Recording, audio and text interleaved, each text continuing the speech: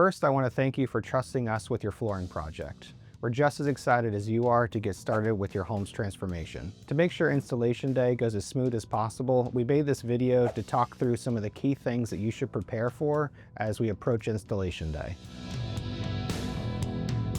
First, remove any personal items, breakables, valuables, family heirlooms. Electronics should be disconnected, drawers should be emptied, and closet floors should be cleared.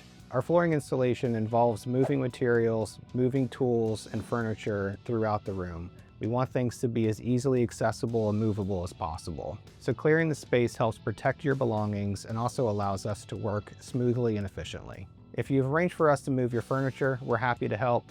We just ask that you clear out any china cabinets, closets, cabinets, dresser drawers, filing cabinets. That way we can move as quickly as possible. Please keep in mind there may be some things that our team cannot move. Specialty items like pianos, large aquariums, safes, pool tables, or heavy fitness equipment need to be handled by qualified professionals prior to installation date. If you have a specific question that I didn't address in this video, please reach out to us and we're happy to help. We look forward to seeing you on installation day.